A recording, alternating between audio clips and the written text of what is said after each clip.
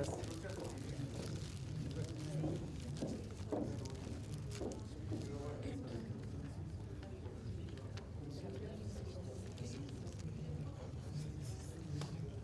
Buenas tardes.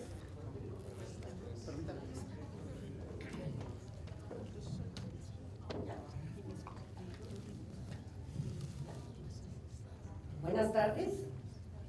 En esta mesa va a estar Pablo Gómez Porter, que es arquitecto, maestro y doctor en arquitectura, todos sus grados con mención honorífica, es profesor de tiempo completo en la Facultad de Arquitectura de la UNAM, cuenta con diversas publicaciones en materia de conservación y gestión del patrimonio edificado, es miembro de ICOMOS mexicano, de sus comités científicos del patrimonio inmaterial y del siglo XX, es experto del Comité Científico Internacional de Arquitectura del siglo XX y es miembro de DOCOMOMO, coordina el Diplomado en Gestión Cultural en colaboración con la Secretaría de Hacienda y Crédito Público y la Secretaría de Cultura de la Ciudad de México. Se ha desempeñado como secretario académico y de investigación del ENCRIM y coordinador de centros históricos de la Sede Sol. También va a estar el ingeniero Roberto Carlos de la Cruz Sánchez, que es ingeniero topógrafo y geodasta por la Facultad de Ingeniería de la UNAM, de la que es profesor, es jefe del Departamento de Topografía y de la carrera de Geomática, miembro del Colegio de Ingenieros Topógrafos y secretario administrativo del 23 Consejo Directivo del mismo cuerpo colegiado.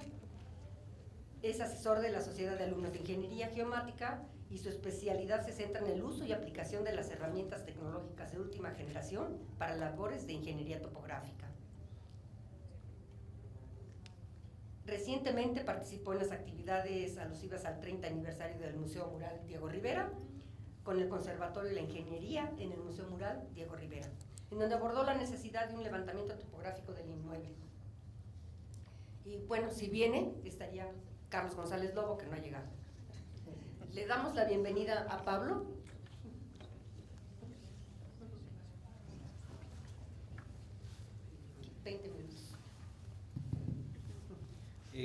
Bueno, buenas tardes. Antes que todo, gracias a los organizadores de este evento por la invitación para poder compartir con ustedes un poco la discusión en torno al rescate del Centro Scope.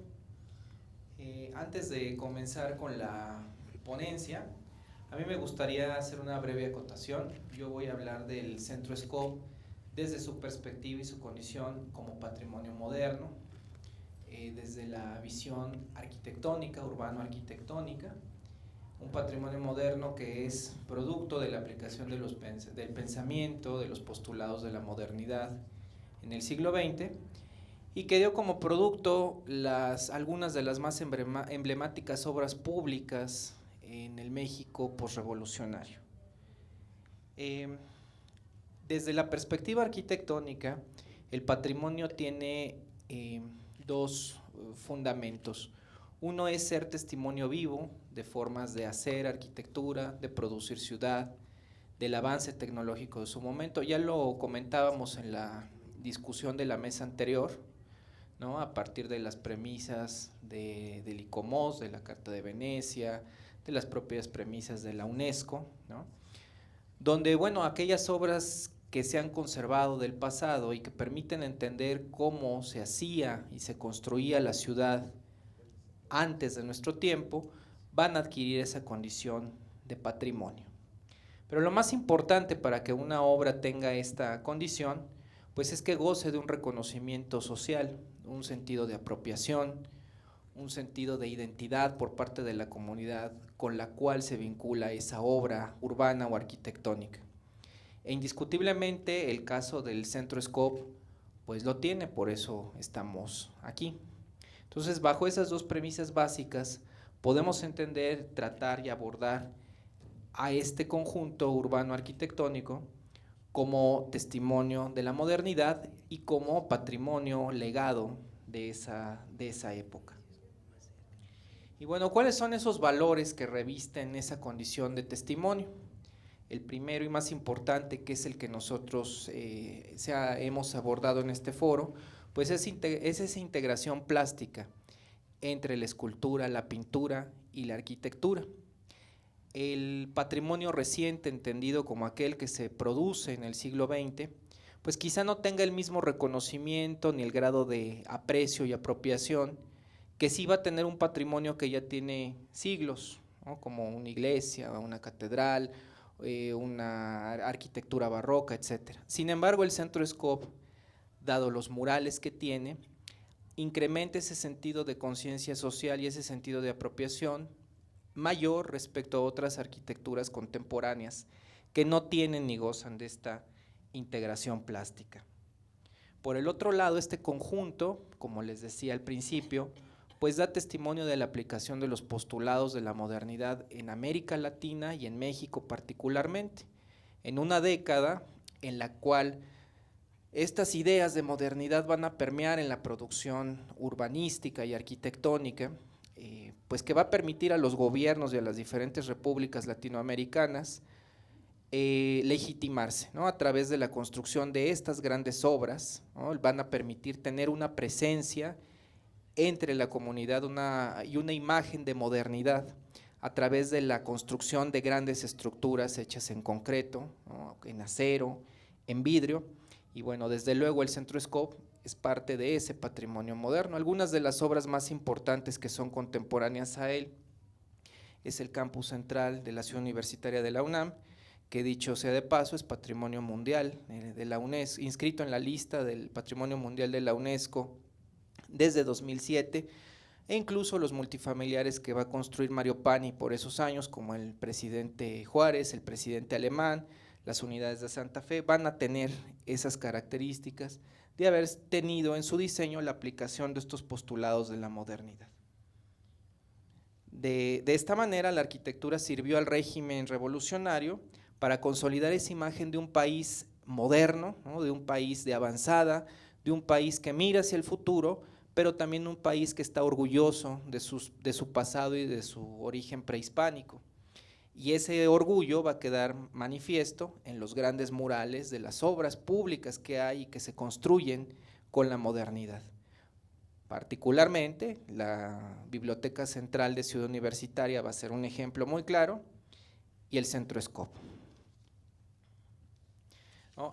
Por ejemplo, en el Centro Scope, esta escultura que habla de Cuauhtémoc y de la patria, bueno, pues va a ser, en su momento histórico de creación, va a ser parte de ese discurso oficial, ese discurso nacionalista, de ese orgullo prehispánico. Me voy a permitir leer una breve cita de la revista Espacios, número 21 y 22, que se publica en 1954 y cuyo número integra más de 300 páginas, estuvo dedicado a este centro. Entonces, bueno, referente a esta escultura, leeré la cita. Y dice, bueno, frente al tradicional Cuauhtémoc torturado, aquí aparece el héroe liberado del tormento, dándole el dorso a la secular águila vencida y fructificando al erguirse una nueva patria. Patria mestiza de india y blanco que, entreabriendo los labios y dejando caer su mano sobre el seno broncíneo, siente ya latir la nueva vida y el espíritu nuevo del México eterno. Se ha superado de este modo la vieja imagen del Cuauhtémoc de extremidades abrazadas por el fuego o del adolescente luchando, disparando inútiles dardos en el azul del cielo. Aquí Cuauhtémoc es expresión de la perpetua lucha en defensa de lo autóctono contra lo extranjero, y es símbolo y semilla de la nacionalidad mexicana de hoy y de mañana. Entonces, bueno, eso nos permite dar cuenta un poco cómo es que se idealiza en ese momento de creación esta integración plástica, ¿no? Cómo da cuenta de ese orgullo y de ese pasado prehispánico. Y bueno, las grandes obras arquitectónicas que se hacen en ese momento lo van a integrar. Otro valor importante que tiene el Centro Scope es que es un valor de uso. Va a dar testimonio del avance tecnológico en telecomunicaciones, ¿no? De aquella idea que hay por comunicar al país a través de este gran proyecto que hace Carlos Lazo, que para algunos será controversial, pero que va a generar una importante infraestructura carretera, una importante infraestructura de aeropuertos, la modernización de los sistemas telefónicos en México, y bueno, todo eso va a ser promovido por la Secretaría de Comunicaciones y Transportes desde el Centro Escop, que era Obras Públicas, ¿no? Secretaría de Comunicaciones y Obras Públicas en su momento, desde este emblemático edificio. Pero la condición patrimonial no está exenta de riesgos, ¿no? Incluso en la actualidad la convención, las directrices prácticas de aplicación de la Convención del Patrimonio Mundial, Cultural y Natural de la UNESCO piden que en las inscripciones de bienes en la lista de patrimonio mundial haya planes de salvaguarda contra riesgos naturales y antrópicos. Ya lo veíamos en la mesa anterior, ¿no? El riesgo que tiene el patrimonio en todo el mundo, tenemos riesgo sísmico y particularmente en la Ciudad de México, pues somos una zona sísmica y evidentemente el patrimonio moderno es de los que más ha sufrido con los terremotos. Estas imágenes que vemos, bueno, seguramente la mayoría lo identifican, es el multifamiliar Juárez, ¿no? Obra de Mario Pani, que se termina de construir en 1952, y bueno, estos murales, los que alcanzaron a rescatarse fueron a Fuentes Brotantes, ¿no? y ahí está lo que queda de los murales, o el Centro Médico Nacional, que también tenía elementos de integración plástica muy interesantes, obra de Yáñez, del arquitecto Yáñez, ¿no? Y bueno, pues desde luego el Centro Escop da parte de esos problemas que enfrenta en la Ciudad de México el patrimonio arquitectónico y de manera muy particular el patrimonio moderno. Y bueno, el sismo de 2017 nos volvió a recordar la vulnerabilidad de esta obra, ¿no? Afortunadamente el edificio no colapsó y los murales no tuvieron los daños que tuvieron en el año 2017. Sin embargo, sí es importante tener conciencia de esta vulnerabilidad, ¿no? Para que en el futuro, de lograrse este rescate que se está buscando, que se está promoviendo desde este espacio, pues se pueda prevenir qué sigue, ¿no? O sea, suponiendo que, como decían en la mesa pasada, se logra la inversión pública o privada para poder recimentar este edificio, poderlo nivelar, o los edificios, perdón, bueno, ¿qué seguiría? ¿No? Entonces, para eso de qué seguiría, sí es importante tener en cuenta estos riesgos que enfrenta, ¿no? Y que por mucho que nosotros querramos o intentemos conservar el Escop, siempre va a estar latente ese peligro o ese riesgo que viene pues más allá de la propia conservación patrimonial.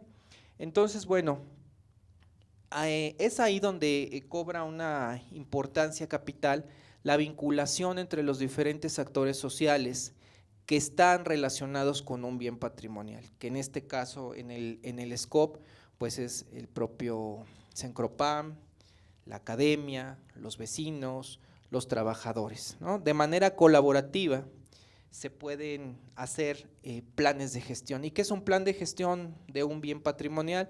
Bueno, un plan de gestión es una hoja de ruta que define actividades, acciones, prioridades de actuación para conservar un bien, o sea, un bien patrimonial como tal, para que pueda difundirse y transmitirse su valor, requiere una serie de estrategias, pero que se diseñan de manera colaborativa. No puede llegar un especialista en arte, un especialista en patrimonio, un especialista en arquitectura, un especialista en instalaciones o en lo que sea, y definir una serie de estrategias. Se pueden definir estrategias de manera parcial desde la propia área de experiencia, pero siempre es importante que haya un componente ciudadano y una participación ciudadana. Es por eso que nosotros, desde la academia, desde la Facultad de Arquitectura, planteamos la posibilidad de colaborar como un proyecto académico, desde luego, en la elaboración de un plan de gestión de este Centro Escop. Y bueno, como ya les mencionaba, tenemos dos mapas de actuación fundamentales, ¿no? O dos niveles de actuación fundamentales. Por un lado, los actores internos. ¿Quiénes son los actores internos? Los que a diario conviven con este bien patrimonial. En este caso son los trabajadores, ¿no? Los trabajadores que había en su momento, entiendo que ahorita ya no hay, ¿no? Pero los habitantes del conjunto de habitación, valga la redundancia, los habitantes de la unidad Escop, ¿no? Porque ellos a diario son los que interactúan con este bien, ¿no? Van construyendo imaginarios, van construyendo relaciones de afecto, de aprecio, de apropiación, ¿no? De hecho, bueno, ya de manera personal o anecdótica, les puedo decir que yo tengo una tía muy querida que vive ahí, y ella me cuenta que desde que era niña, pues se cruzaban a la escoba a jugar, ¿no? Y dice, y bueno, ¿y tú que eres arquitecto, mi hijo, qué va a pasar? No, pues no sé, tía, no sé, pero ojalá lo pudieran rescatar porque pues para nosotros es muy significativo, ¿no? Para los habitantes de la escoba es muy significativo. Esos son los actores internos, los que a diario conviven con ese bien. Y los externos, pues somos nosotros, básicamente, los grupos de profesionales, de especialistas, que pues tienen como esa conciencia por conservar ese patrimonio. Entonces, si logramos de alguna manera lograr y concertar acciones a través de un plan de gestión, podrían diseñarse estrategias colaborativas para hacer un documento para la salvaguarda de este conjunto y de sus valores. Y bueno, ¿cómo se estructura un plan de gestión?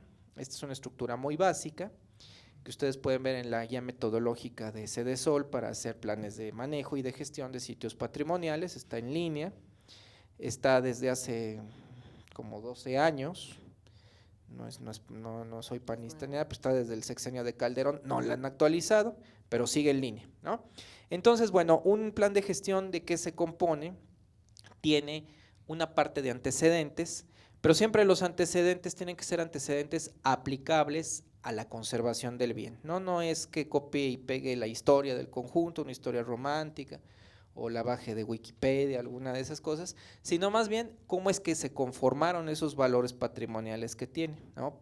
Cuál es el discurso que tienen los murales, cuáles son los problemas que tienen, cuáles son los problemas que enfrentan en materia estructural. Y otra parte fundamental es el marco jurídico de actuación. En la mesa anterior comentaban o preguntaban si tiene alguna declaratoria como monumento artístico en términos de la ley federal, y pues no, al parecer no. O sea, entonces en este caso, una de las estrategias y acciones fundamentales es promover esa declaratoria como monumento artístico para su salvaguarda, ¿no? Como se podría empezar pues con los murales, ¿no? Que es lo más importante y que es mucho más sencillo de armar un expediente que desde el argumento de lo arquitectónico, que si bien desde lo arquitectónico sí tiene valor, pero pues el valor es mucho más claro y más fácil de identificar a partir de los propios murales y de la técnica que ellos tienen y que ha sido ya ampliamente documentado y mencionado en este foro. Otra parte que debe de tener un plan de gestión pues es un diagnóstico, es decir, cuáles son los problemas que enfrenta a manera de radiografía, igual que se decía en la mesa pasada, pues una radiografía, un diagnóstico de situación, qué es lo que pasa y qué está enfrentando actualmente ese inmueble, ¿no? Luego otra parte importantísima y la parte medular es la instrumentación, es decir, un diseño de líneas estratégicas, de acciones específicas para la conservación física de ese conjunto y sobre todo para transmitir de alguna manera sus valores a la comunidad. Aquí entran técnicas de interpretación, que esas técnicas de interpretación serían en función de si se mantiene, ¿no? Si se reestructura y se pueden volver a colocar los murales, o si no es posible rescatarlo por la razón que sea, bueno, ¿cómo podemos reinterpretar ese sistema patrimonial para que en las futuras generaciones se sepa que hubo ahí? Yo en lo personal pues sí soy de la idea de conservarlo, porque de nada nos sirve dejar los puros murales sin entender el contexto en el que estaban hechos, porque eso es lo que le está dando el valor. Pero aquí entra el factor económico, ¿no? Y ahorita la situación que tenemos en el país pues quizá frene un poco eso. Entonces sí hay que tener como conciencia de esa realidad y bueno, pues buscar otras alternativas. En la función de lo posible, la primera opción siempre va a ser mantener el sistema patrimonial íntegro. ¿Por qué? Porque aquí está integrada la arquitectura con el urbanismo. Si se quitan los edificios, pues va a pasar lo que sucedió con los murales de Mérida del conjunto Juárez, ¿no? Que se los llevan a otro lado. Y bueno, pues a lo mejor un niño que ahora vive en Fuentes Brotantes o pasa por ahí, pues no entiende, dice pues qué bonitas cosas ahí, pero no entiende de qué eran parte, ¿no? Que era su sistema patrimonial del cual estaban integrados esos murales, pues ya no se lee o ya no se interpreta, ¿no? Entonces, bueno, creo que esa parte sería fundamental. Otro tema que debe de integrar un plan de gestión, pues es una unidad de gestión. Una unidad de gestión es un órgano de gobierno en el cual tiene una componente ciudadana muy importante.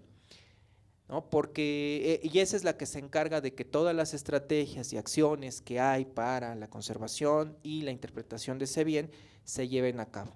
¿Y por qué tiene que ser una componente ciudadana? Bueno, porque los ciudadanos, como nosotros, pues somos los que le damos impulso a este tipo de iniciativas, ¿no? Y van más allá de tiempos o intereses políticos. Si una unidad de gestión tiene una componente política, pues va a tener un tiempo de vida, ¿no? o va a obedecer una serie de intereses que no necesariamente son permanentes o van en función del bien, ¿no? Otro aspecto fundamental, bueno, pues es cómo vamos a hacer para que haya una participación ciudadana. Un plan de gestión siempre tiene que estar abierto a la evaluación de la comunidad, ¿no? Porque pues las estrategias y las acciones que ahí se hacen, se tiene que medir por lo menos cada 2 años si se están logrando los objetivos. Porque de no lograrse, pues se tienen que replantear. Finalmente es una hoja de ruta, pero esa hoja de ruta pues tiene que permitir la flexibilidad para lograr los objetivos. Y bueno, aquí, por ejemplo, en el plan de gestión del campus central de Ciudad Universitaria, este documento se entregó a la UNESCO, y ahí lo que planteamos fueron 6 líneas básicas. No me detendré en estas 6 líneas porque ahí son puntos específicos para ese sitio, pero de los cuales yo considero que 3 sí podrían servir, no como tal copiados y pegados, sino más bien las premisas que tienen esas 3 líneas estratégicas pudieran aplicarse a este conjunto, ¿no? La primera es la conservación física del bien, ¿no? Que aquí implica una serie de retos que ya se han comentado aquí, ¿no? Que va más allá de la mera conservación física, sino implica una serie de inversiones, de retos técnicos que están, pues que son un reto, ¿no? Valga la redundancia. Luego, la más importante es la interpretación, es decir, la difusión de esos valores a partir de qué es lo que resulte del rescate del SCOP, ¿no? Si se rescata el sistema físico, que es lo ideal, bueno, pues cómo se crean mecanismos para que esos murales se puedan entender, se puedan comprender, se puedan interpretar y sobre todo el valor del conjunto se pueda reconocer por las generaciones futuras, ¿no? Otro tema fundamental pues es la investigación, que es integrar todos los trabajos desde la academia, desde la iniciativa privada, desde el sector profesional que se han hecho en torno a ese conjunto. Y bueno, un ejemplo de ello son los trabajos y los resultados y los estudios que se han presentado en este foro, ¿no? Y bueno, un plan de gestión, como les digo, tiene fases de participación ciudadana, ¿no? Esas fases de participación ciudadana van desde elementos básicos que son encuestas y entrevistas a los propios habitantes, a los propios usuarios, a los líderes sociales, ¿no? O a las autoridades morales que hay en un lugar, que no necesariamente tiene que ser un político, que no necesariamente tiene que ser un empresario, sino un vecino, un habitante que es respetado, que es reconocido por su comunidad, se considera un líder social, ¿no? Y entonces desde ellos se puede ver ese termómetro de cómo están viendo el sitio. Hay talleres, como les decía, los básicos son los talleres FODA, ¿no? En los cuales pues de manera colaborativa se identifican fortalezas, oportunidades, debilidades y amenazas, y de esta manera se va integrando un diagnóstico de situación de ese bien con la colaboración de los habitantes. Luego, otra parte fundamental son unos talleres que se llaman talleres de identificación de valores patrimoniales, que esos, bueno, a lo mejor un especialista puede identificar los valores históricos, los valores culturales, los valores que tienen los propios murales, pero la misma gente, el mismo habitante, asigna otra serie de imaginarios en torno a ese conjunto que viene interpretados, ¿no? Y bien integrados en un plan de gestión, son los que le van dando fuerza, ¿no? Otra etapa, ya no me detendré en ello por cuestiones de tiempo, pero son los propios talleres temáticos en los cuales los habitantes, en la colaboración con el sector público, con los especialistas, diseñan estrategias de acción, ¿no? Diseñan acciones específicas que se integran en las estrategias. Aquí, por ejemplo, como parte de otro ejercicio académico similar al que les propongo, hicimos un plan de gestión para el Centro Urbano Presidente Alemán, también es patrimonio moderno, y bueno, ahí sí el reto fue mayor porque hay cada habitante del conjunto que es dueño de una parcela. Entonces, poner de acuerdo a tantos dueños para lograr una estrategia común es bastante complicado, pero bueno, se puede, siempre hay forma, siempre hay mecanismo. Entonces bueno, nosotros como facultad ponemos esto sobre la mesa, ¿no? Para que pues de manera conjunta podamos hacer una aportación quizá modesta, ¿no? Pero que pueda ayudar a lograr el objetivo que tiene este foro, ¿no? Que es la preservación del Centro SCOP, y bueno, pues les agradezco mucho. Gracias. ¿Se cambian de lugar? Sí. Muy bien, Pablo.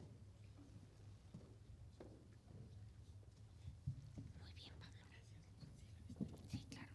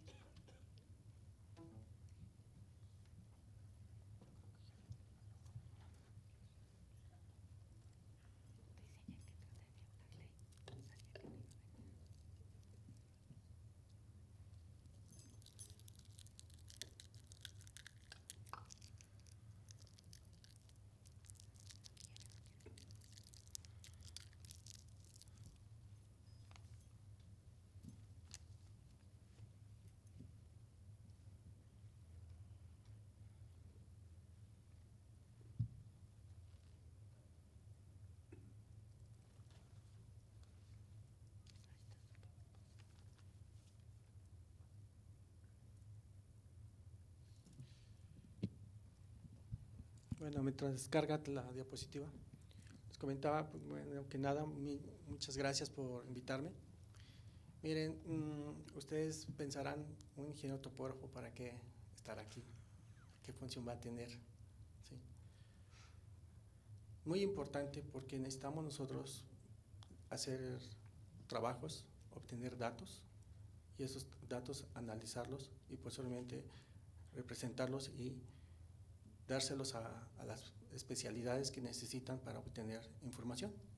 Entonces, esa información es muy importante que tengamos el ingeniero topógrafo, o en este caso el ingeniero geomático, para que el estructurista, el ingeniero civil o el arquitecto tomen decisiones acertadas y sobre todo de qué forma atacar el problema. Entonces, en este caso, la ingeniería geomática ha tomado un papel muy importante en obtener datos de los edificios que están dañados o que se pretenden en reestructurarlos o salvarlos para poder ver de qué forma atacar el problema, ¿sí? Entonces, esto es lo que implica que el ingeniero geomático tenga una participación cada vez más importante en ese ámbito para poder obtener esta información, ¿sí? Y bueno, lo que implica que anteriormente se tardaban los trabajos de nivelación, de trazo, de levantamiento del isométrico del edificio,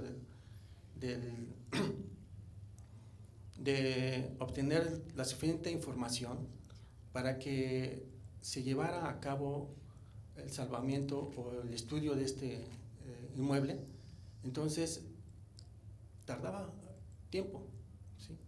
Ahora, con esto de la tecnología nueva que viene a revolucionar estos representaciones de datos, obtención de datos más rápido, lo que implica trabajar con ellas, en este caso los drones, los escáneres, ¿sí? Que nos ayudan a obtener en tercera dimensión y en poco tiempo, y sobre todo en lo que es relación a lo que tener la información acertada y con dimensiones reales, ¿sí? Obtener estos datos casi como fotografías, como si fueran casi pues que fueran con dimensiones reales, ¿sí? Podemos reestructurar nuevamente un mural, podemos hacer que se reconstruya una iglesia, ¿sí? Entonces, toda esta información le puede ayudar al ingeniero civil, al ingeniero, al arquitecto, para ver de qué forma podemos reconstruirlo, ¿sí? Aquí hay una solución donde nosotros podemos presentar que con la nueva tecnología los podemos obtener, podemos salvar esta información que ustedes requieren, como los murales, ¿sí? Entonces, cada levantamiento como que nos representa esta tecnología es una nube de puntos que tiene coordenadas X, Y, Z, que tiene a su vez como fondo una fotografía que a su vez al conjuntar ambos pues debemos tener una fotografía más real y con dimensiones que podemos plasmarlo, ¿sí? Si se llegara a dañar el edificio o el mural totalmente, se puede reconstruir con toda esta información, ¿sí? Es como si fuéramos los póster que luego mandamos a hacer para alguna invitación, se puede hacer esa creación de plasmarlo en una pared de un edificio y poder reconstruirlo, ¿sí? Pieza a pieza, o si en caso que se dañe totalmente la pintura, pues poder una copia de alguien especialista que haga una réplica de esta misma, pero como tipo calca de esta información. Entonces se pueden salvar todos estos muros, estos murales, las construcciones se pueden salvar todavía. Tenemos la facilidad de obtener esa información y reconstruirlo, ¿no? Entonces, ¿qué pasó hace poco en París, ¿no? La iglesia, ¿no?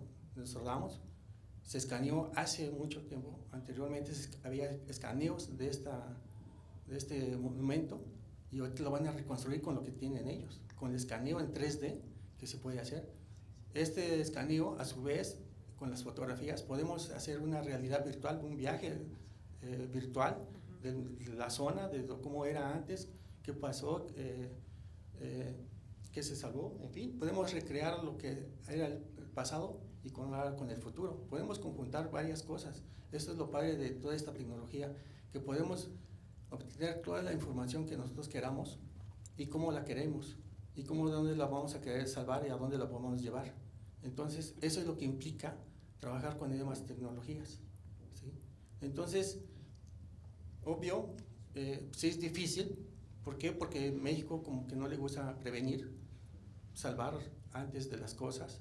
Sabemos que vivimos en una zona sísmica y aún así pues no nos interesa. Ahora, los edificios que se hayan construido anteriormente se construyen estructuralmente para cargar un peso, ¿sí? Y lo sobrecargamos y entonces es lo que implica de que se venga hacia abajo en un determinado momento, en un determinado sismo que se ha presentado, hundimientos de la misma ciudad por la extracción de agua. Entonces, es allí también nosotros que como personas no tenemos conciencia, como las autoridades también no tienen conciencia de para qué están construidos esos edificios, qué tanto peso pueden cargar, y aún así les seguimos metiendo más cosas. También la ingeniería geomática nos ayuda a que podamos ver de qué forma prevenir, no prevenir, sino que saber hacia dónde van las ondas sísmicas, monitorearlas con nuevas tecnologías, que es lo que implicaría trabajar con sistemas GPS, que en las costas, en determinadas partes de las ciudades más importantes, que se colocaran para ver cuánto tarda en llegar una onda y prevenir algún desastre más fuerte, ¿no? Entonces, si Japón, que es una zona sísmica, controla con toda esta tecnología, que también México no pueda obtener esto, que pueda trabajar con estas nuevas tecnologías, claro que sí. Entonces, el problema es que queramos nosotros y que también las autoridades quieran, ¿sí? Entonces, eso es lo que implica que esto podamos llevarlo, podemos salvarlo, ¿sí? Y podemos simular con toda la información que obtengamos cuál sería el mejor beneficio, ¿sí? Entonces, con decirles a grandes rasgos, no tenemos planos de muchas construcciones de nosotros, edificios muy importantes, históricos, monumentos que no tenemos cómo están hechos, cómo son construidos, y la topografía lo puede obtener, ¿sí? lo puede obtener con datos suficientes, podemos recrear en planos de cimentación, de estructurales, arquitectónicos, y posteriormente hacer un modelo tridimensional en el cual pues, podemos decidir todo lo que queramos. ¿Sí? Entonces, eso es lo que implica, o la parte que aportaríamos nosotros en el área de ingeniería geomática. ¿Sí? Entonces, cada vez la ingeniería geomática ha crecido muchísimo, tanto para tener tanto información, tanto terrestre como marítima, como espacial, como en estas partes de lo que es para el ser humano, de reconstruir, crear nuevas cosas, planear las cosas, ¿sí? Saber por dónde vamos a construir, dónde podemos hacer cosas, cómo apoyarnos para nuevas tecnologías y que no sufran estas personas o los edificios que se van a construir nuevamente. Y como decía el arquitecto, poder convivir el pasado con el futuro. ¿Sí? Podemos hacer todo esto sabiendo planear. ¿Sí? Entonces, pero sí necesitamos que todos participen, que todos, tanto los habitantes como las especialidades, como los gobiernos, trabajemos conjuntamente para poder hacer buenas cosas y mejor. Entonces, pues invitamos a que participemos todos y veamos de qué forma poder salvar estos monumentos, de que se nos dé el apoyo para poder hacer esos escaneos, para poder obtener esa información y posteriormente, si llegan a sufrir algún percance, bueno, pues poderlos reconstruir nuevamente, ¿no? Entonces, eso es lo que implica trabajar con la ingeniería geomática. ¿Sí? Entonces, es tener ya en modelos tridimensionales toda la información que nosotros necesitamos para poder reconstruir. ¿Sí? Entonces, pues es lo que implica trabajar con ello. En este caso, el SCOP, cuando tuvo problemas en 1985, pues, de ese rato pasé y ayer estuve buscando información sobre estos edificios, estos inmuebles, y encontré que en 1998 se hizo el estudio topográfico de la torre de telecomunicaciones, en qué dirección estaban hundimientos, qué se hizo estructuralmente y cómo quedó. ¿Sí?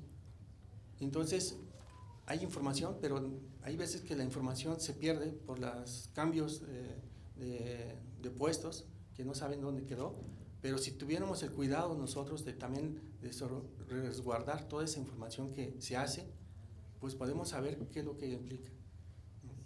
Entonces, hay monumentos que les vuelvo a repetir que no tienen ni los planos de cómo se fueron construidos, se pueden obtener ya nuevamente. ¿Sí? En este caso, el estudio que se hizo con el Museo del Mural Diego Rivera, ¿sí? Se hizo un estudio externamente e internamente, se levantó en tercera dimensión.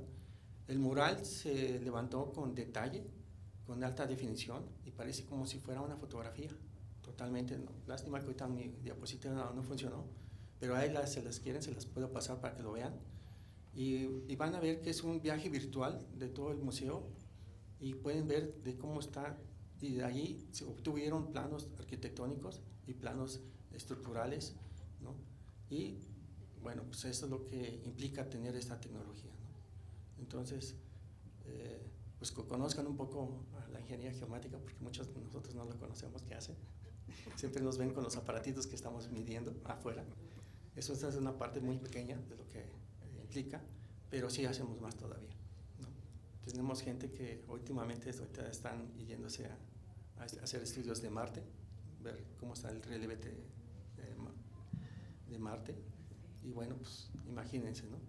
Entonces, si podemos hacer todo eso y con estudios, con la aplicación de nuevas herramientas, con las anteriores que hemos estado trabajando antiguamente, pues con esa combinación podemos hacer todo, ¿sí? Y bueno, pues muchas gracias por la invitación, espero que salgan algunas dudas para que contestemos.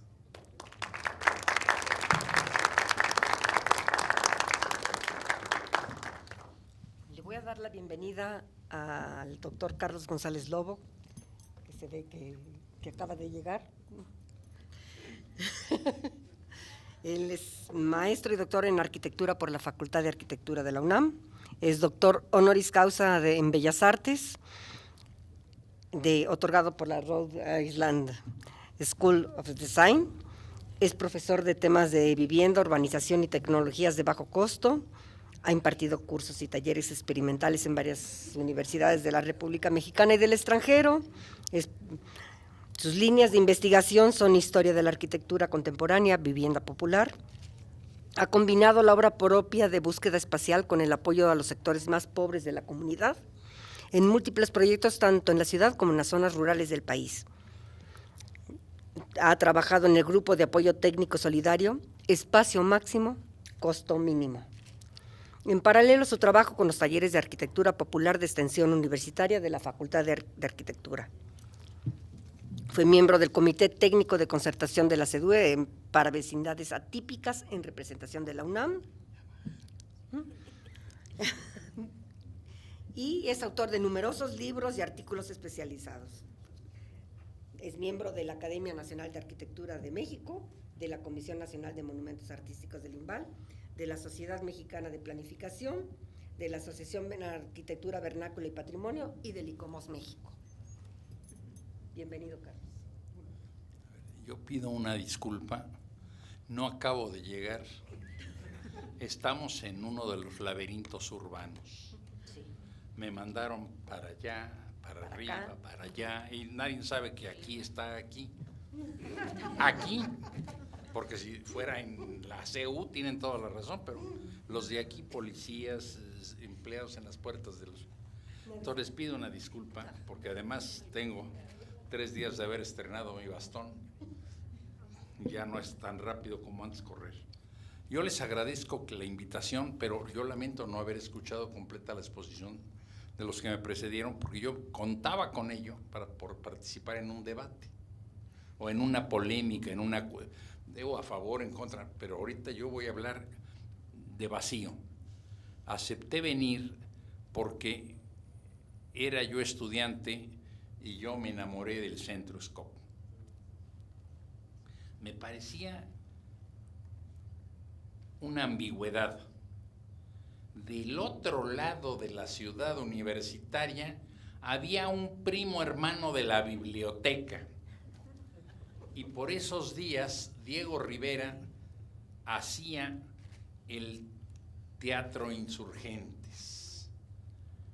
Y por allá en el norte aparecían 2 o 3 edificios más en los que los volúmenes arquitectónicos estaban recubiertos de una extraña tecnología. Entonces, lamento si no va a ser una polémica, no replico ni apoyo, seguro la apoyo, pero no puedo hacerlo sin haberlo escuchado. Yo encontraba una nueva plástica y la sigo encontrando. Fíjense, el muralismo pretendió en su momento, 1919, la primera intentona del doctor Atl en la escuela de San Gregorio, San Pedro y San Pablo, para los que... Yo no sé de dónde sale San Gregorio, pero por ahí está. Sí, está junto. Roberto Montenegro y una cauda. Hubo un momento en que los 3 grandes, Orozco, Rivera y Siqueiros, habían agarrado el mando o habían monopolizado los encargos y hacían todo en todos lados y eran nombrados y los críticos los calificaban, pero había una cauda de pintores maravillosos. Algunos podrían haber estado hoy aquí si Jorge Best se presenta. Otros se nos han ido muriendo, como alguno de nosotros lo hará pronto también. Digo, o sea, se fue acabando nuestro tiempo. Pero estos pintores recogían, y esta es la razón de la defensa, una proposición fundamental, que los edificios públicos reorganicen y revaloren la historia y la cultura nacionales para generar en los pobladores o en los simples paseantes urbanos el orgullo y el interés por reivindicarse como idéntico a lo que el muro habla. En algún momento, alguno de los más brillantes llamó a esa corriente la corriente de la integración plástica. Había empezado allá por los años 30 en el Monumento a la Revolución, en el que Oliverio Martínez y otros intentaron, no sé si han ido al edificio, es un horror, tiene un elevador en la parte de en medio que le pincha el ombliguito a la bóveda, pero bueno, esto es el tiempo presente. Pero en las 4 esquinas, severas y magníficas esculturas con una potencia fuera de lo común, y estoy hablando de Scop todo el tiempo, aunque parezca que le estoy dando la vuelta. Yo dije, ya no llego porque la Ciudad de México está hecha ahorita un caramelo. Y yo vengo desde el Hospital Mosel. Entonces, pero dije, bueno, si me dejan hablar, por lo menos les explico por qué me parece a mí que no debe permitirse la destrucción del Centro Scop. La primera razón es esta. Hay una cauda de artistas que creyeron en que la plástica caracterizaría vinculándose al pasado prehispánico. ¿Quién no recuerda Teotihuacán o el Tamuín? Por solo agarrar, o Palenque, o Bonampak, o Yaxchilán. Los muros ricamente trabajados no solo crean un espacio con una connotación distinta. Yo aquí, por eso cuando llegué empecé a voltear a ver esto. A mí siempre me ha parecido esto tan encantador. No sé ni dónde estoy. No, porque en realidad, a ver, ¿ustedes alcanzan a ver? No. ¿Sí? ¿Aprecian la curva? Sí. Yo no. Y voy a explicar por qué. Porque estando ahí la curva, la iluminación no la atiende. Y el objeto del muralismo era tomar los paramentos y empezar por permitirles existir. Y solo podían existir en la medida que el paramento formulara una declaración de orden y de métrica de su propia existencia. Esto lo habían empezado obviamente allá en el Renacimiento una panda de bandidos que heredaban a su vez a los griegos y heredaban para atrás a los egipcios. Pero en el momento revolucionario se había decidido llevar la pintura a los muros para que los viejos edificios que no se podían construir de nuevo hablaran de la gesta que, si bien nos había costado 1 millón de ciudadanos, ese es un número que yo no puedo garantizar, pero ahí está, 1 millón de muertos. Dicen que fueron más. Hay quien dice que es demasiado exagerado el número. No importa. Era un país que salía de una serie de seguridades. Y estoy hablando del Centro Scop, aunque todavía no lo crean ustedes. Sí me vas a dar la media hora, ¿verdad? O ya no me la merezco. Te la mereces. No, pues por llegar tarde, pues hay que castigar a los burros. Pues. Si ustedes atienden a esta presencia de una arquitectura que expresara a una transformación, ya que hoy estamos en la 4ª, a una transformación. Las historias son múltiples. Eran duras y eran poéticas. Eran duras. El bruto de Roberto Fierro, según Martín Luis Guzmán, agarra a los colorados de Orozco, los mete al interior de un muro de un jaripeo, los coloca todos en el centro, saca todas las pistolas de sus brothers, los ponen en en un zarape y a 2 ayudantes les dice: cuando yo estire la mano no me das un revólver, te mato. Y les dice: el que llegue a las barreras y brinque, está libre. Y se los acabó a todos. Era una ensalada de horror. Mi padre venía de Guadalajara a México en 1914 y de La Piedad hasta por Morelia, de cada poste del telégrafo colgaban 4, porque los ahorcaban de a 2 juntos, los 2 agarrados de la misma cuerda hasta que se acababan, pero por kilómetros. 1 millón de muertos. Pero también se habían ganado cosas, una noción de dignidad, de democracia, que habían generado el pensamiento de Vasco, de Díaz Soto y Gama, o de algún otro necio de estos, Otilio Montaño, que venían de los Magón, pero que habían sido encarnados por Zapata o por Villa o por otros, la Convención de Aguascalientes, y ese espíritu Vasconcelos invitó a los pintores a que lo llevaran a la pared. Estoy queriendo situar al muralismo para defender el último signo del muralismo, que es Lescaut. Pintar al país, volverse a reconocer como país. Las gentes, dice Carlos Fuentes, claras de Sinaloa con los morenos subidos de Oaxaca. Minatitlán con Tapachula, un solo país. Nada de Cataluña libre ni nada por el estilo, al contrario, la unificación de una nación en la que el más pobre de todos tenía la misma dignidad que cualquier otro. El muralismo quería ser su expresión plástica, poética, pero sobre todo combativa. Este es el sentido de aquel muralismo. Con el paso del tiempo, el muralismo derivó, en el peor sentido de la deriva, en decoración. Inditas con trencitas y rebocitos, juntando chorros de amapolitas, lindo. Pero aquella potencia que están en los muros de educación, de la preparatoria, en la que se trataba de invitar a otra cosa.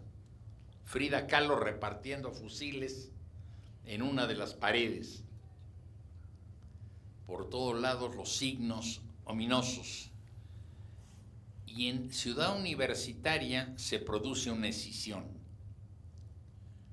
Se hace la obra más grande que había hecho la posrevolución y que fue asombro del mundo entero, hoy declarada Patrimonio de la Humanidad, y en ella los arquitectos y los inspiradores, que no son arquitectos, son abogados, son médicos de la alta cultura mexicana, están construyendo edificios como europeos,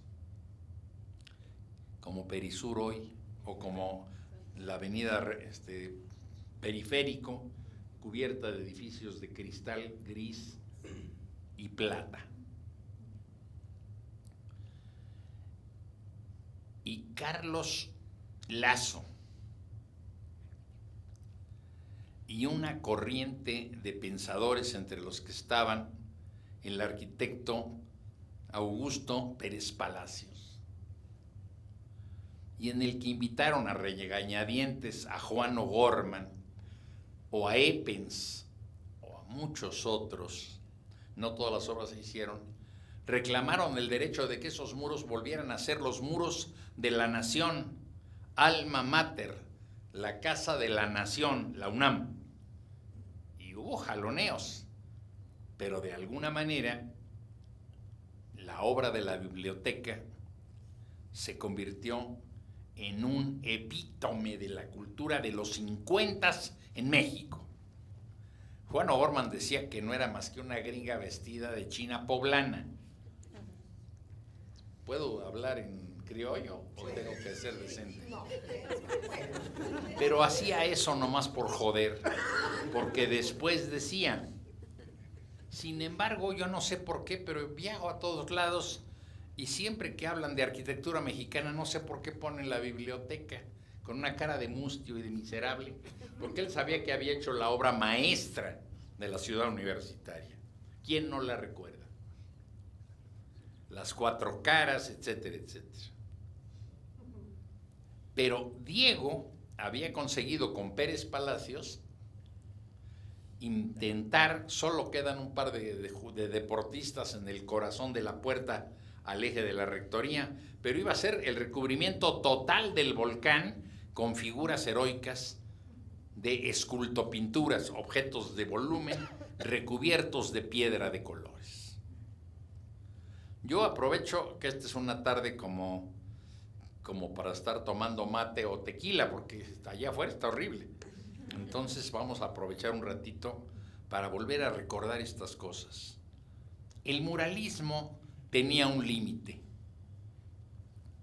El sol le pone unas zamarreadas a los colores fatal. Tú pintas morado, le pega 4 meses el sol y es gris, y gris paliducho. Los amarillos resisten un poco, los rojos vuelan rápido, el violeta es totalmente, y el azul se va bajando. Y desde la Casa Azul de Coyoacán, puede que haya un antecedente anterior, pero yo no lo conozco. Diego, con Juan O'Gorman y con toda la cauda de gentes que andaban alrededor de esta cultura singular que inventó Rivera, con la Frida y con los Fridos y con estos y aquellos, habían explorado una cosa, había que hacerle un estudio a Frida, porque Frida estaba inválida, y entonces junto a su cama y con 5 pasos su estudio en la Casa Azul. Y había que colar el piso de la cubierta de una cochera para que cuando lo llevaran al médico y regresaran a la casa de Londres y Viena, o como se llame la calle que cruza, ya no me acuerdo si alguna de ellas es, le pidieron a Juan O'Gorman que diseñara una hermosa escalera para subir, una escalera de una silla de ruedas entre 2 personas cargando en vilo a doña Frida. Y al hacer esa losa, Diego y Juan deciden hacer el cometa del comunismo. Al tener la cimbra del... Perdón que cuente esto, para que hable del SCOP. No, porque si no parecería que lo del SCOP es un accidente gratuito en medio del territorio. Yo no soy ninguna cosa artística ni nada por el estilo. Yo soy un constructor popular, pero me admiran las cosas que están bien hechas. Se les ocurrió que sobre la cimbra, para poner el concreto, si colocaban con todo cuidado un trazado, que en este caso fue de Diego, y Juan, que tenía su colección de piedritas porque su papá era minero, inventaron ir poniendo piedritas amarillas y piedra de volcán gris y piedritas blancas de río. Y el que haya ido a la casa de Frida habrá visto alguna vez el cometa que tiene en la estrella de 5 puntas la hoz y el martillo. Había nacido una práctica artística local, mexicana. A lo mejor hoy, y menos en este centro, está prohibido usar esas palabras, pero una práctica nacional que identificaba a una corriente que había surgido de aquella revolución, etcétera, etcétera. Cuando Diego hace el Anahuacalli, una colección de bajos techos o de fondos de losa de hormigón, fueron trabajados ya con más habilidad hacia los colores. Pero cuando Juan consigue que lo nombren junto con Saavedra y Martínez de Velasco, el arquitecto mayor de la biblioteca, decide hacer un experimento que él diría años más tarde, No sé por qué cuando hablan de arquitectura mexicana hablan de la biblioteca. Fue una reflexión profunda que lo motivó a enfrentarse. ¿Qué es un edificio público? La repetición de un edificio que se encuentra en la Casa Oval en Washington, porque eso había hecho el Porfiriato. Lo traía de Milán, lo traía de Berlín, lo traía de París, y hacían unos edificios de mucho nivel, de alta calidad y bien caros. Pero no eran ni identificaban a este país. Y entonces Juan decide hacer una caja Arqueta de Olinalá. Tengo que terminar.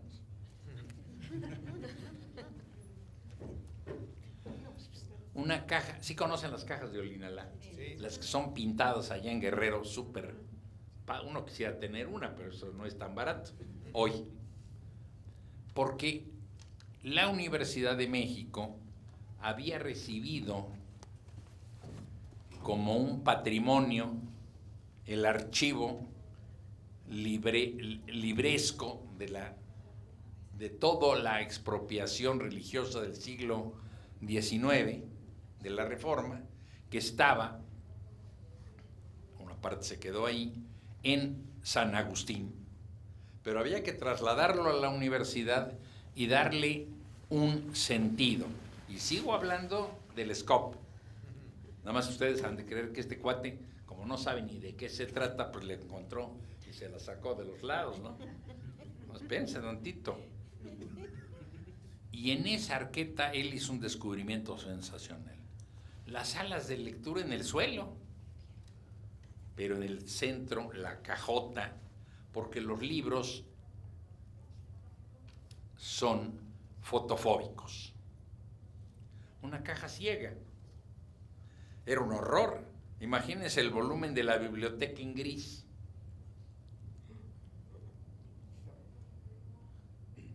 Y convenció a Carlos Lazo de que abrieran un poco la cartera y le permitieran hacer una exploración a la que fueron muchos de los que después harán la SCOP, a ir a la mina, a las minas de Guanajuato y a las de Zacatecas y a las de Tasco y empezar a encontrar que aquí hay unas piedras de un color y de otro. Descubrieron que la piedra azul, que es la azurita o el lapislázuli, no existen las cantidades así y vale carísimo. Tú traes un anillito con un cuadrito aquí de lapislázuli y vale una lana. Pero descubrieron una fábrica de vidrio que podía producir un azul turquesa precioso. El resto de los colores es piedra burda. Entonces él inventa, y esto nos lleva ya casi al SCOP, y cuando diga él, no sé de quién estoy hablando, porque yo no vengo a darle premios a nadie, y menos yo, ¿por qué se los voy a dar? Si yo no tengo ninguna autoridad. Pero inventan un módulo. Yo siempre he dicho que es de 90 por 90, pero hay quien me dice que es de 1 metro por 1 metro. Yo no lo he ido a medir. He estado ahí, pero no lo he ido a medir. Que se puede colar en el suelo. Y después, en una pared preparada con unos alambres para hacer un colado final de amarre, adosar ese bloque y entonces hacer un mosaico de piedras moduladas que tienen una gran ventaja. Si las piedras de colores tienen una antigüedad que pudiera ser de los últimos 4,000 millones a 1,000 millones de años atrás y tiene ese color, es difícil que lo pierda en los próximos 500. Este es el gran hallazgo de eso que se defiende cuando se defiende al SCOP. Un muralismo al exterior con colores ad eternum. Pues a veces toca sentir, y esto sería importante, porque a lo mejor es una mariconada, yo lo inventé por decir una estupidez cualquiera y quedar bien y ya, Dios amigo y vámonos, ¿no? No, esto era fundamental. Habían descubierto una manera del muralismo mexicano dar un brinco en una etapa posterior a este que admite y que habían descubierto en realidad Diego con Juan, pero que los que de la cauda que lo rodeaban habían empezado a experimentarlo y lo experimentaron de muchas maneras. Jorge Best participó en esos mosaicos que están en la EDA, Escuela de Diseño y Artesanías, de lo que hoy es la Biblioteca de México, lo que sea, ahí en la Ciudadela. Otros lo habían intentado en pequeños muros en obras de arquitectura, ¿no? Carlos Ortega y Estefanía habían hecho un edificio con murales de piedra. Empezaba a descubrirse que había una manera de establecer una identidad local. Cuando a Augusto Pérez Palacios, Carlos Lazo, que aspiraba a presidente de la República, lo invita a diseñar el Centro Scop junto con Raúl Cacho, otro grandísimo arquitecto mexicano, invitan a Juan y a todos los otros pintores. Tengo que hacer un último corchete, con el perdón de ustedes, si me tienen paciencia. Al cabo, de todas maneras, esto no es el tema por el que ustedes se reúnen aquí. Cuando en 1932 Narciso Bassols enfrenta con una gran penuria la crisis del 29-30 en los Estados Unidos y sus efectos de boomerang sobre todas las economías locales latinoamericanas y aún europeas, el momento del ascenso de Hitler en Alemania, los timbres de a 23 millones de marcos, etcétera, etcétera. Tenían muy poco dinero y llama a Juan O'Gorman y una cauda de jóvenes, algunos de los que después colaborarán acá, y lo invita a hacer las escuelas de la Ciudad de México. Y él, recibiendo $1 millón de pesos oro, precio con el cual se había hecho la escuela Benito Juárez con el otro modelo, con boveditas y cúpulas y arquitos, y parece como arte purépecha de la zona tarasca, qué sé yo. Yo ahí estudié, ¿cómo no lo voy a conocer? Y en el que Roberto Montenegro había hecho un espléndido mural, un poco decadente de fin de siglo, pero muy lindo. Sí. Juan consigue hacer todas las escuelas que hacían falta con el $1 millón de pesos. Y invitó, él no pinta uno solo, a toda una cauda de pintores. Ahora sí ya casi tengo los elementos para decir por qué hay que defender los murales del SCOP y la forma en la que están organizados ahí. Es un punto de vista. Yo soy un Villamelón en los toros, también en el arte. No importa, pero mejor digo por qué, para que ustedes vinieron a entretenerse con esto, pues yo me entretengo explicándolo. En la biblioteca había que hacer la caja ciega, y él incluye en el mural una serie de ventanas que son las únicas que le dan luz a los baños y a los pasillos de los señores que trabajan allá adentro. Todo lo demás es una caja ciega. Ustedes han de decir, bueno, eso no es tan importante. Yo estoy de acuerdo que no es tan importante. Miren, cuando hicieron la escuela, la biblioteca Vasconcelos, acá junto a Buenavista, ¿sí la conocen? La que es así. Lograron algo que es verdaderamente heroico. Un muro inclinado para recibir todo el sol de la mañana. Otro muro inclinado para recibir todo el sol de la tarde. Y como algo se les podía escapar, además tragaluces arriba para que mañana, tarde y noche el sol lastime a los libros. La biblioteca, ¡ole! ¿No? Juan había establecido 25 años antes que era una caja ciega. Y como era una caja ciega, los muros adquirían una nueva connotación de hito urbano, de foro, faro y señal cultural que ordena al territorio en su entorno. Esta era la otra modernidad. Cuando Augusto Pérez Palacios hace la SCOP, el problema era distinto. Los humanos no son fotofóbicos.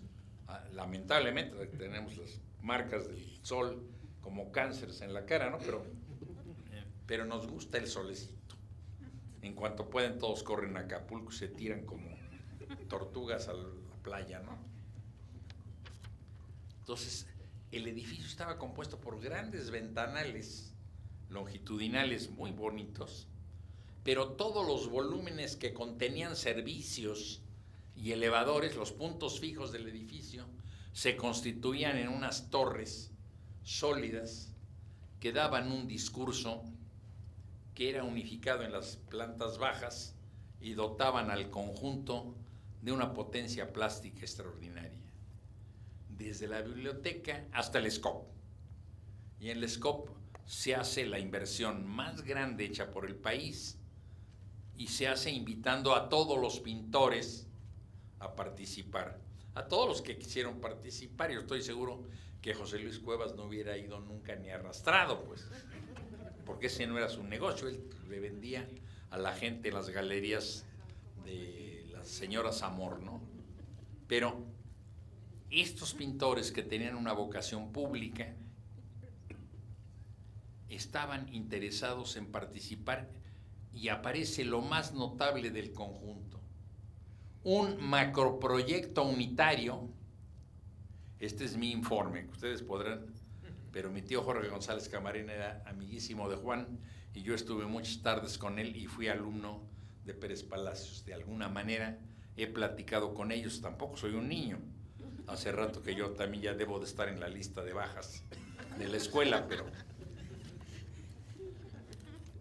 habían sentado a los pintores no a exhibir sus personales diferencias, sus egos acalambrados y rutilantes, sino al contrario, participar de un proyecto integral.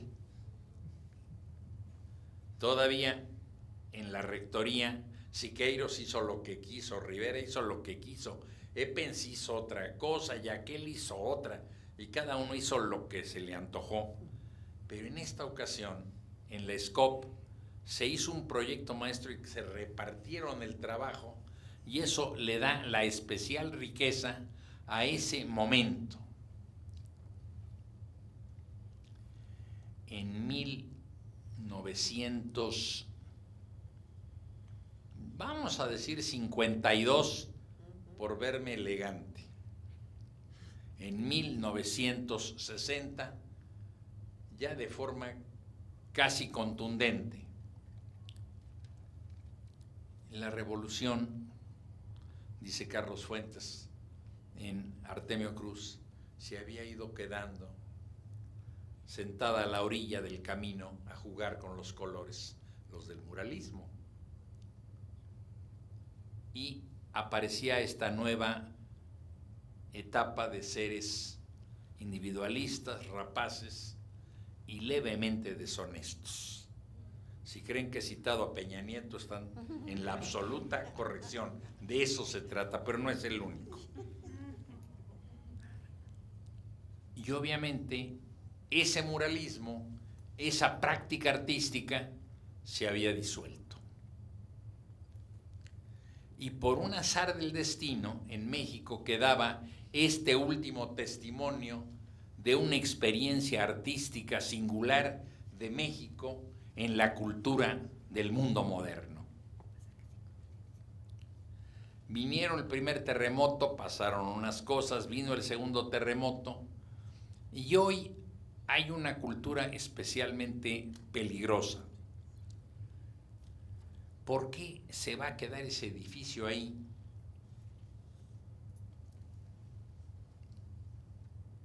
Si podemos poner un Costco, un Walmart, un Soriana, y permitirles a unos chicos prominentes, empresariales y fregones que se harten de ganar dinero. Pero por el otro lado quedaba el hecho de que hay un organismo nacional, el Instituto Nacional de Antropología e Historia, y hay una organización de la cultura al que pertenecen seguramente los señores aquí sentados, Lucila me consta, que vienen a la defensa del patrimonio aquí y en Durango y en donde haga falta, porque el patrimonio, con esto termino, es de todos. Hoy quienes hayan venido aquí tendrán que llevarse algo en la cabeza. El patrimonio son dos cosas. Si mi mamá se muere, la casa de mi papá que heredó mi mamá es de nosotros, sus hijos.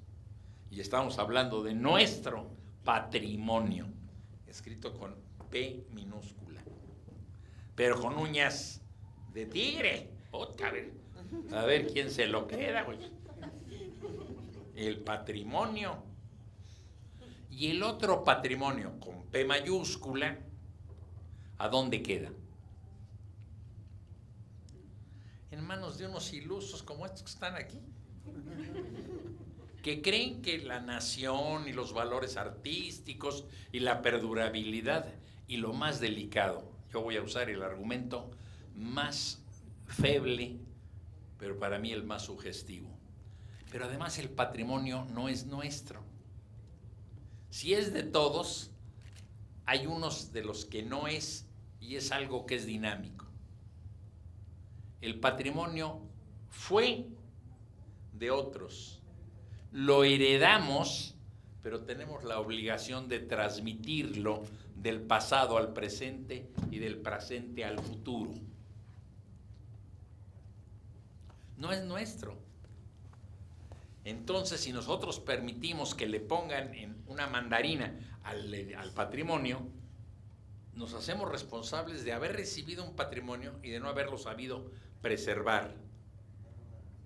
En lo local cada quien se defiende y ahí salen las gentes más arpías y más feas del mundo para defender irregular e incorrectamente cómo quedarse con el 80% y dejar a los otros 3 con el 20% restante. Se ven cosas espantosas, telenovelas quedarían cortas con esto. Pero el otro patrimonio es el nuestro. Y en todo el país, al convertir al patrimonio en mercadería, estamos corriendo el riesgo de que una vez que el patrimonio deja de tener un valor cultural y artístico y se vuelve mercadería, lo vendemos en el mercado y ¿quién da más? Y hacemos la subasta. Esa transformación la estudia Marx en algún lado, en alguna ocasión, pero hoy nos toca a nosotros, a ustedes, porque yo ya voy de salida, preocuparse de cómo defender ese patrimonio. Yo agradezco que me hayan permitido estar esta tarde con ustedes y a ti, Lucila, muchas gracias. Perdón mi retraso.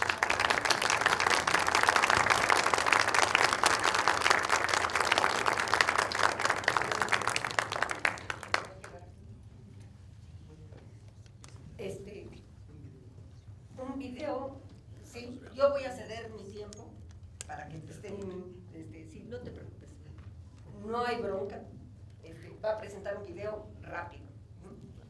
¿Cuánto tiempo tarda? Sí, está aquí. Sí, va.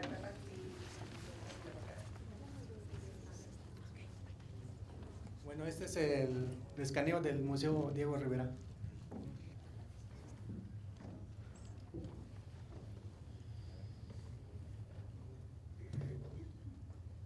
Ahorita van a ver todos los detalles que tiene. ¿Qué tanto podemos salvar de todo esto? ¿Sí? Vean los detalles que se pueden obtener y las dimensiones que son reales. Si ustedes toman una medida de aquí y van a comprobarla físicamente, es igual. ¿Sí? Eso es lo que implica que podamos salvar esos murales. Podemos hacer las réplicas que queramos, obtener todo lo que queramos. Vean todos los detalles punto a punto. Y esto nomás es una nube de puntos. Si yo le pusiera la imagen fotográfica, casi sería real. ¿Sí lo están observando? Vean todos los detalles que se está tomando.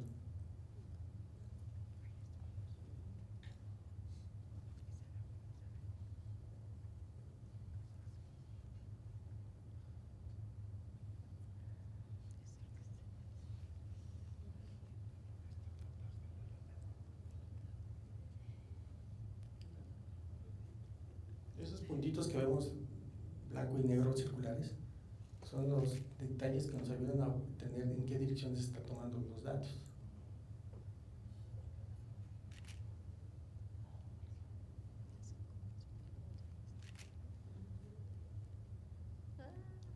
Vean. Todo se puede replicar ya con esto. Hacer un viaje virtual, como dice el maestro Carlos, al futuro, si es que no lo podemos salvar físicamente.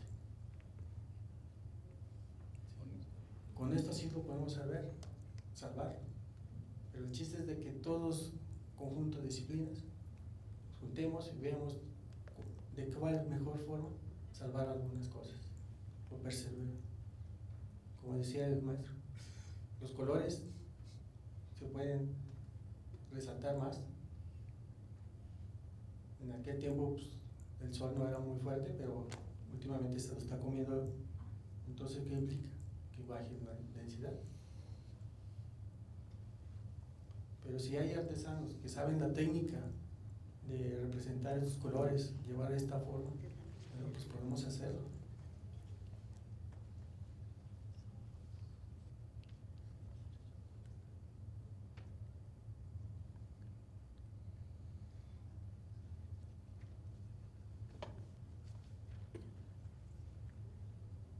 Si nosotros los usamos para construir segundos pisos, edificios, que no lo usemos para preservar esta cultura.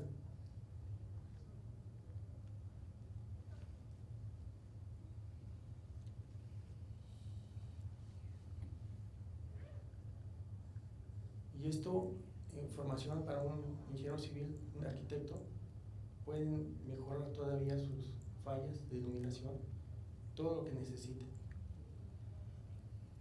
Comentaban de la bóveda, se puede levantar, se puede decir, bueno, qué luz o qué parte de sección la puedo meter para que se ilumine todo, refleje mejor la luz.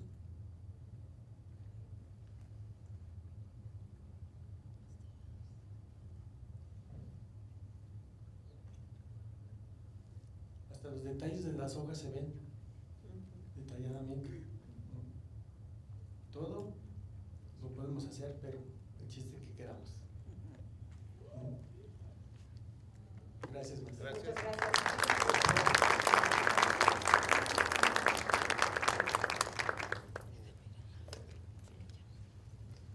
¿Preguntas? ¿No las saltamos para la siguiente mesa? Sí. Perfecto.